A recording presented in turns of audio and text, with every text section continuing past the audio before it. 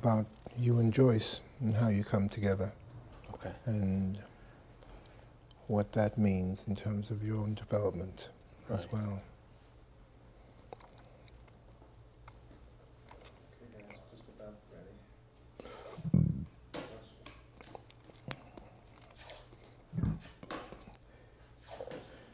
It's in the context of Sobu that Malcolm X begins to be discussed, or is it the other way around?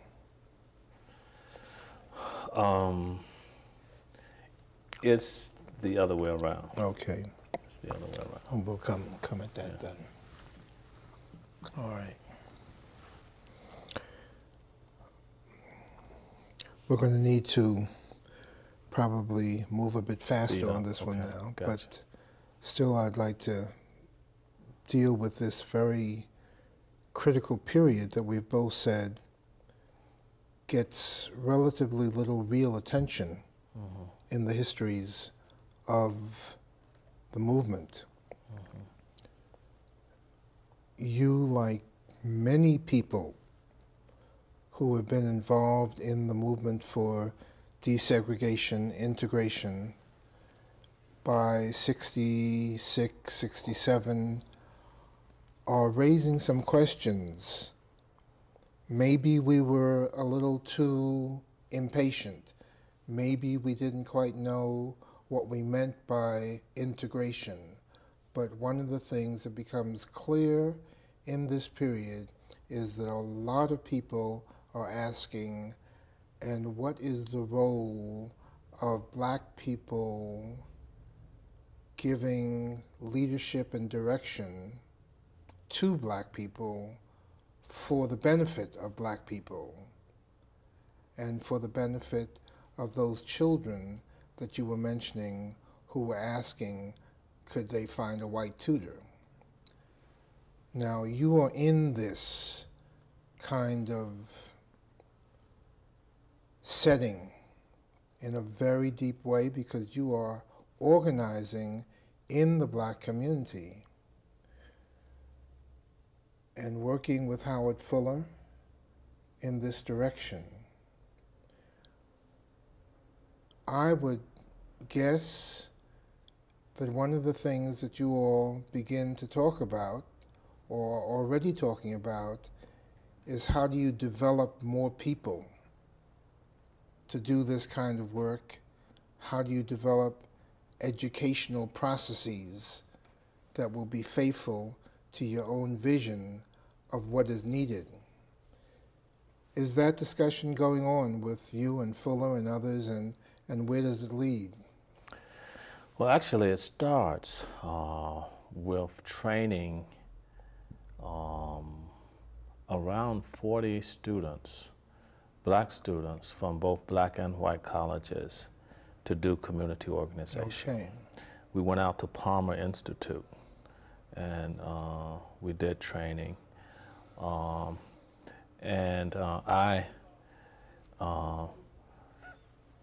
directed this in '68, the summer of '68, and not trying to talk flatteringly of the work, but we had a staggering succession of campaign victories that went from the cafeteria workers at A&T, and it drew in the entire campus and the entire community, struggling over their treatment and their wages. The students refused to use the cafeteria, and we went to both churches and stores, black and white stores, and collected enough food to feed 3,000 people for 2 or 3 days, until one store refused to give us anything. And we took it. You know, we just loaded up stuff in baskets, and it was a store right next to the school.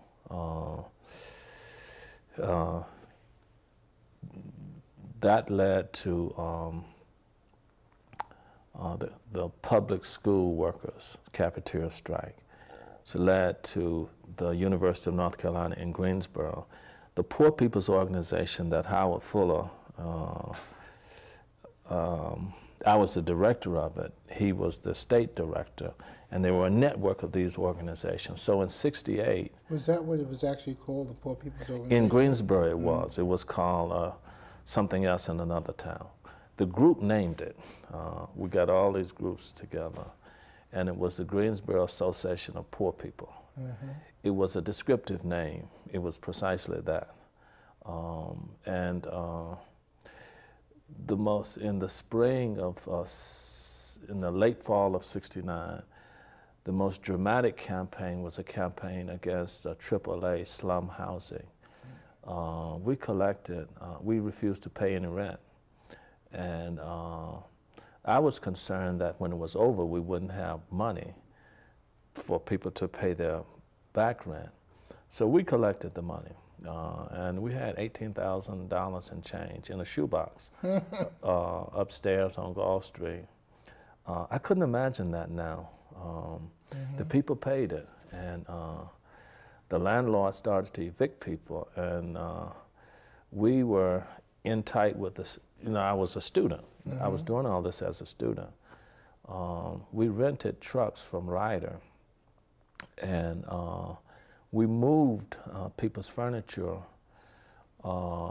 and to Lutheran Hall, an abandoned building on the campus, and we had meetings in churches, and I was increasingly meeting with churches then.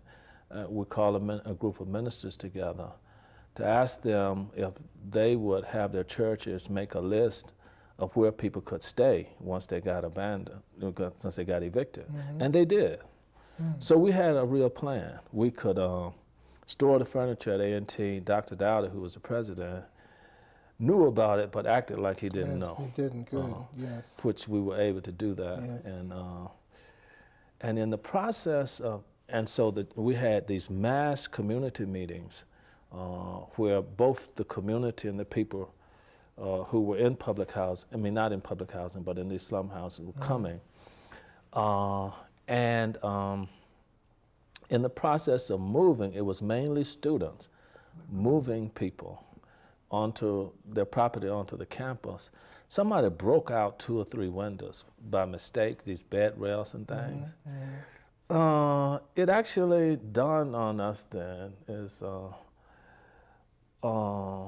maybe we should leave these apartments uninhabitable.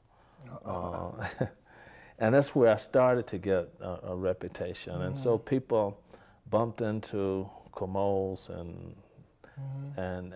actually it brought the landlord to the table. And it was, no one had taken down a realty agent like that. So it was the community in its component of organized poor people's neighborhoods and the church and the students all working in sync with each other. And I was then kind of bumped up as a leader. It's the first time anybody ever told me, the newspaper people called me and said, you know you're a young black leader now. I had never heard that before, and I hadn't thought of it in those terms. The students at Duke University took over a building. On the campus? On the campus in '68. And I'm going to connect this to Malcolm X. We were doing this community organizing in Greensboro. The students who were part of the summer intern program, one of whom was in Greensboro, had gone back to college campuses and were radicalizing the campuses and more connecting them to communities. It's one of the most impressive pieces of work I've seen in North Carolina.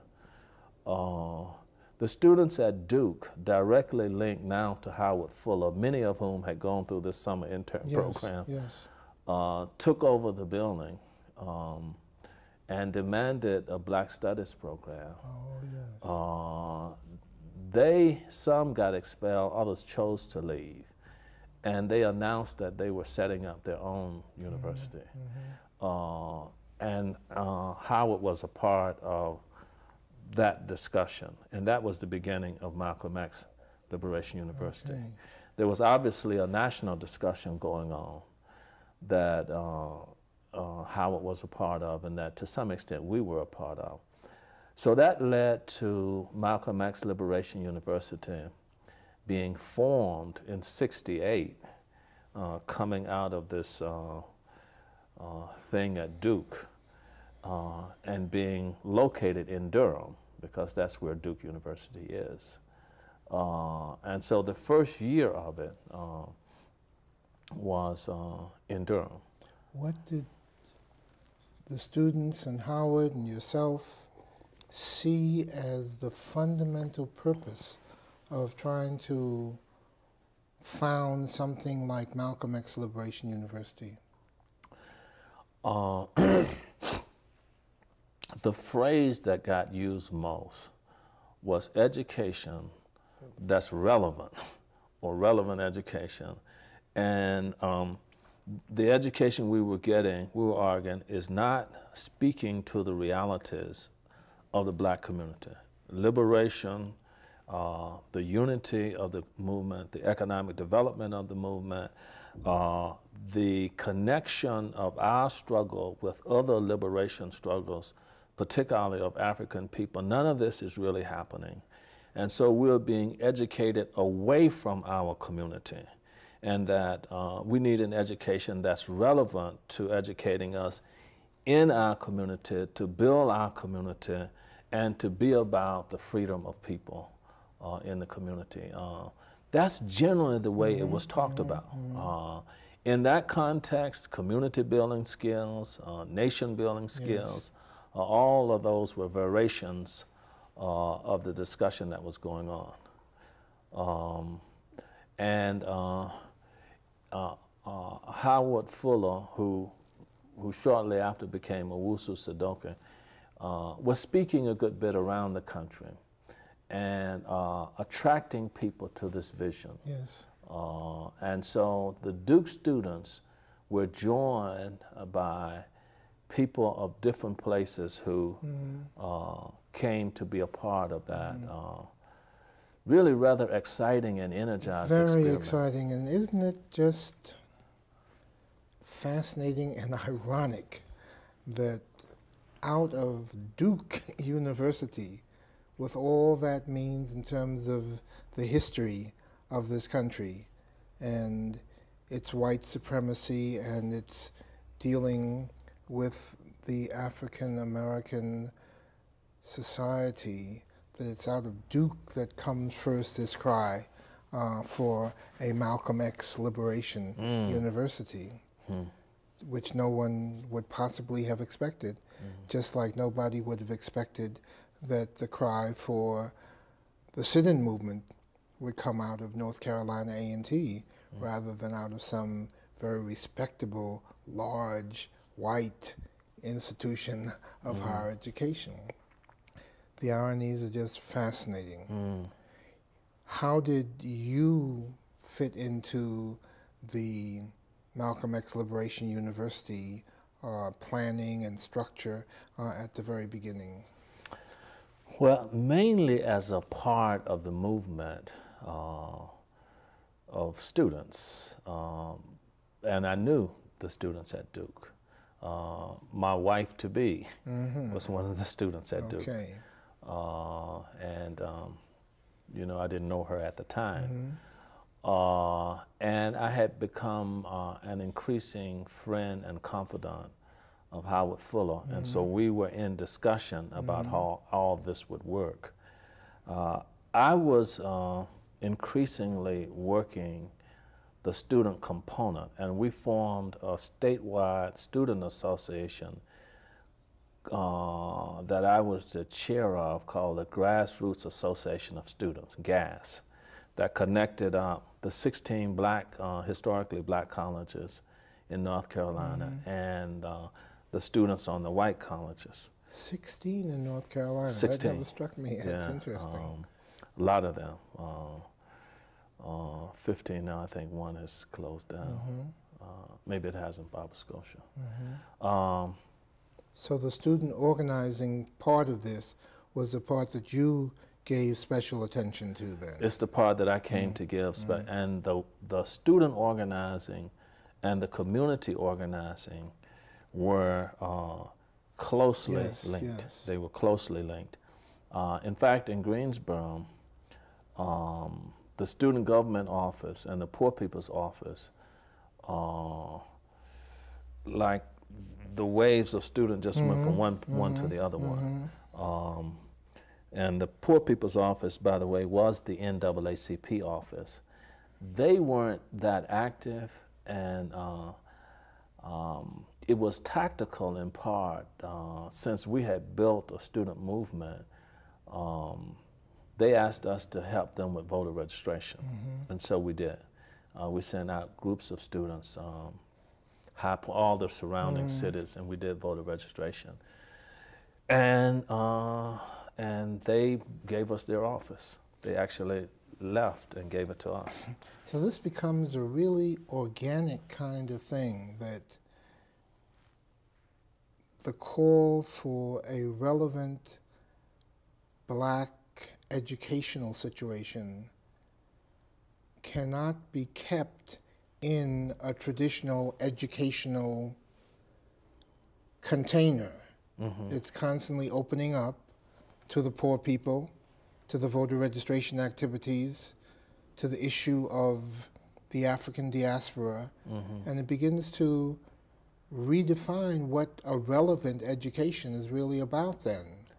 It really does, and it's that was behind the need for Malcolm X Liberation University. Where is it that the kind of connection between what Mrs. Mobley and poor people are fighting about, and the lack of enfranchisement, and the lack of economic development, where is it that we really get grounded in the tools, the techniques, the understanding of how to engage this and why to engage it and so forth? Wasn't happening at Duke. As a matter of fact, part of what led to the building takeover at Duke is, and this is where my wife was very active, Joyce. They were organizing the non-academic workers, Mr. Harvey and all of those. And incidentally, the reason why the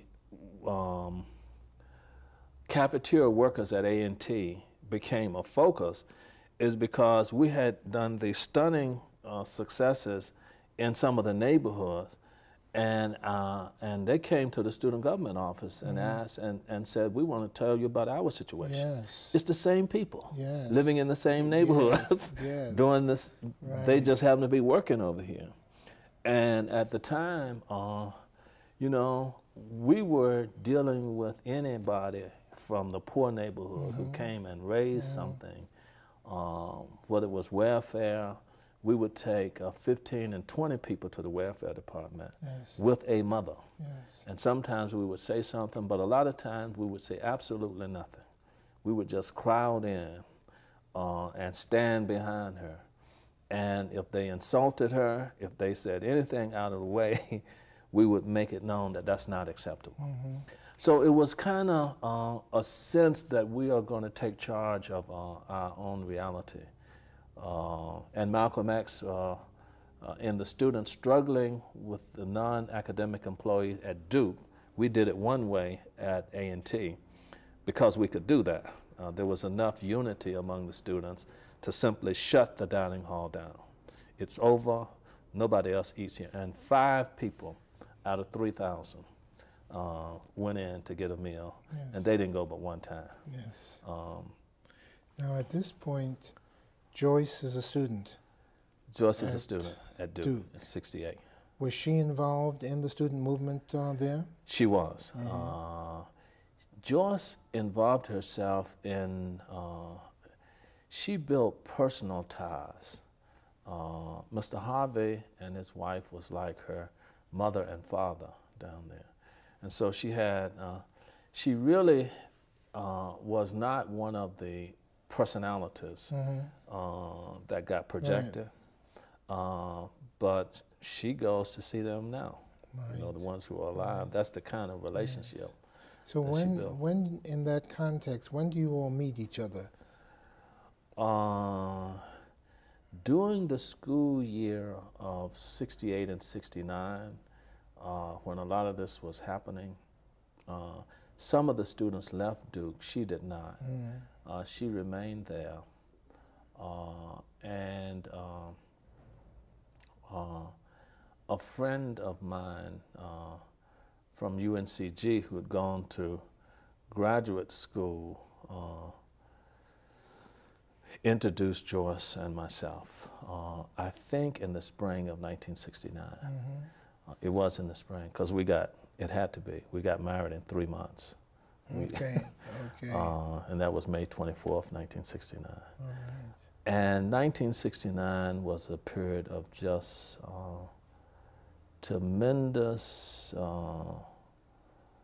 energy in Greensboro. We had organized a group called Youth for the Unity of a Black Society, YUBS. They were high school and neighborhood kids. I was elected vice president of student government at A&T in the spring of '69. The main person working with us had been elected president of the student government at Bennett. So in some sense, we felt that A&T and Bennett, which had band together to do this voter registration and community work, that we now had the official positions of leadership on these places. The place where that wasn't the case was the high school, Dudley.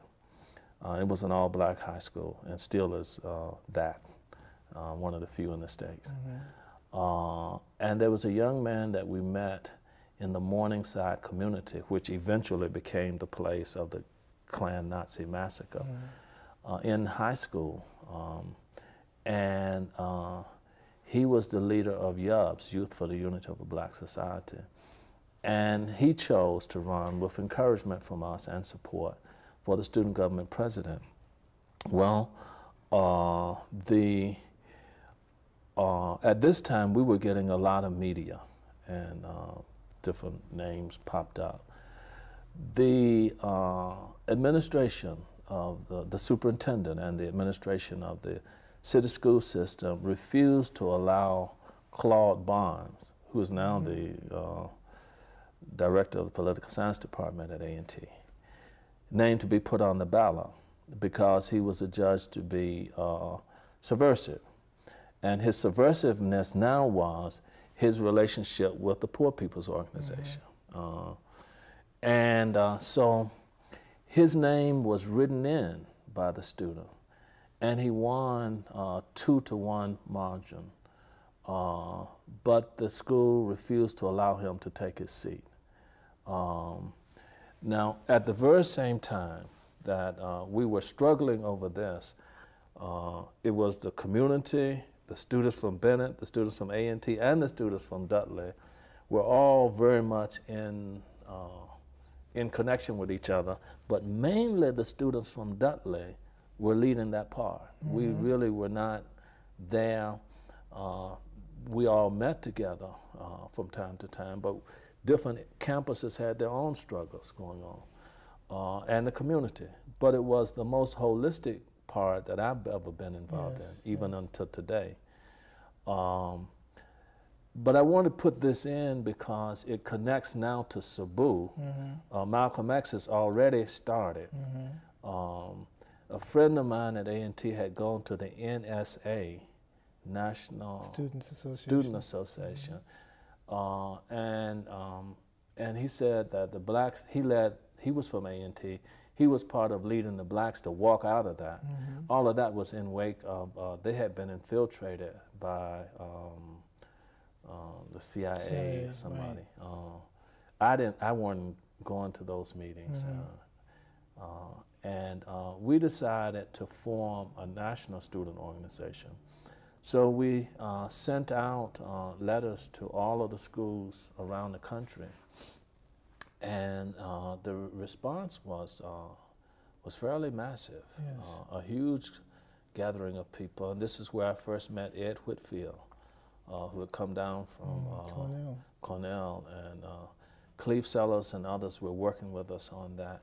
So we were having a conference at North Carolina A&T while this whole struggle over seating the president of the student government at Dudley was going on. The students at Dudley started to protest, and the police came in and tear gassed them and broke up the protests and arrested them and was constantly writing that I was leading it, and that it was a bunch of outsiders, none of which was the case. But we were in session, this national gathering of students from around the country in the student union at North Carolina A&T, where I had just recently been elected to the vice presidency. But I actually was playing the role of president because I didn't want to be the president. I had an office in the community. That was my work in that community. I was persuaded to run for an office in the student government to connect the campus and the community more fully, and I didn't want the presidency office. But I was presiding at this meeting when the door opened and this group of young people, it had been raining that day, came in wet. Some arms were scarred like you'd fallen on concrete. And this young man, Claude Barnes, was with them. It was about 40 of them. And they came in and said that they were just getting out of jail, that they had been arrested that morning and beaten. And when they let them out, they chose not to go home or to go back to Dudley. But they came to A&T. And when they came in, we were discussing community control and how we have to organize our community, and these high school students came in. So we suspended the agenda and invited Claude to tell us what was going on. And when he laid this out, we made a decision there that we're going to adjourn this meeting, and we're going to Dudley High School, and we're going to install, if this is the community school, then the community is going to install the president. And we walked out of the student union, several hundred of us, but as we were walking across the campus, hundreds more joined and asked where were we going, and we told them we were going to Dudley to install the president because the racist leadership of the school system refused to recognize their own vote count. In other words, the vote count was one made by the school system. Essentially, the principal of that school had been supplanted by someone from the administration who was white, and the principal didn't even talk to the school anymore. And this had been going on for several weeks. I had tried on numerous occasions to set up a meeting with the principal, but he refused to meet. And the pastors of the churches, I was working closer with them. I wasn't going to any church then, but I always worked with the churches. He said he was afraid that he would be attacked. I assured him that he would not be attacked. The pastors assured him that they would escort him, and he eventually met, but he was totally powerless. And he was a terrified man who was just caught up in something that I don't think he understood. Reverend Cecil Bishop, who is now Bishop of the AME Church. We got in the car and picked him up and brought him to Trinity AME Church. And we met there and said there's no reason. By this time, the Six Poor People's Organization, the churches, all were united. The student government at A&T, the student government at Bennett were all united. All of us together could not get this young man seated. When they continued to protest, it was this background that I explained to the delegation from around the nation when You're he going to have came. to hold